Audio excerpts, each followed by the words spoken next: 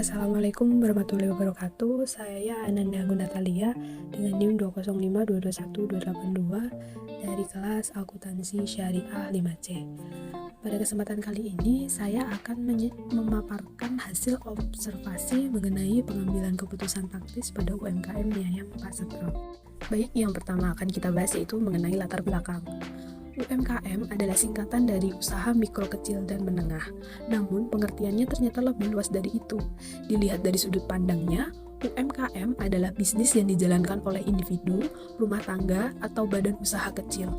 Pada observasi kali ini, saya memilih melakukan observasi di salah satu UMKM di desa saya, yaitu Mie Ayam Pak Setro. Mie Ayam Pak Setro beralamatkan di Desa Barong, RT 06 RW 02, Pendem, Sumber Lawasaget. Usaha Pak Setro ini bergerak dalam bidang kuliner. Awal mula Pak Setro membuka usaha ini adalah pada akhir tahun 2015, yang berawal hanya ingin mengisi waktu luang, tetapi tetap memiliki penghasilan dan melihat peluang di desanya yang masih sangat sedikit warung yang membuka mie ayam. Maka dari itu Pak Setro memberanikan diri untuk membuka usaha ini dengan bermodalkan uang seadanya. Yang kedua, kita akan membahas mengenai permasalahan. Pak Setro biasanya dalam sehari membutuhkan mie sebanyak 7 kg yang digunakan untuk membuat 100 porsi mie ayam. Namun jika ramai, Pak Setro bisa membutuhkan mie lebih dari 7 kg, bahkan bisa sampai 10 kg. Ini terjadi biasanya pada hari-hari libur tertentu, misalnya libur tanggal merah atau libur pada akhir pekan dan hari raya. Biasanya Pak Setro membeli mie ayam yang sudah jadi pada pembuat mie di pasar dengan harga Rp15.000 per kilonya. Namun, Pak Setro mengalami kendala. Jika Pak Setro menginginkan jumlah mie yang lebih banyak, maka Pak Setro harus memesan kepada pembuat mie terlebih dahulu minimal 2 hari sebelum diambil. Jika tidak, maka Pak Setro hanya akan mendapatkan mie 7 kg saja, dengan tekstur mie yang terkadang tidak selalu sama. Pak Setro sebenarnya mampu untuk membuat mie sendiri yang sesuai dengan keinginannya. Namun, Pak Setro belum memiliki uang untuk membeli alat pembuat mie tersebut. Yang ketiga, kita akan membahas mengenai penyelesaian. Menurut Hansen dan Mowen, pengambilan keputusan taktis merupakan suatu tindakan berskala kecil yang bermanfaat untuk tujuan jangka panjang. Pengambilan keputusan taktis terdiri atas pemilihan di antara berbagai alternatif dengan hasil yang langsung atau terbatas. Nah, untuk menjelaskan mode pembuatan keputusan taktis tersebut ada 6 langkah. Nah, yang pertama itu ada mengidentifikasi masalah. Di sini masalah yang dialami oleh Pak Setro adalah tidak bisa memperoleh mie dengan tekstur yang sama dan juga tidak bisa mendapatkan mie dengan jumlah yang banyak jika tidak memesan minimal 2 hari sebelum mie tersebut diambil. Selanjutnya, yang kedua yaitu ada mengidentifikasi alternatif. Alternatif yang saya ambil di sini yaitu membeli peralatan untuk membuat mie, dan yang kedua yaitu membeli penyediaan bahan baku mie dari pemasok atau pasar. Ketiga, ada mengidentifikasi biaya dan manfaat yang berhubungan dengan setiap alternatif kesimpulan. Yang pertama ada biaya bahan baku sebesar Rp34.000.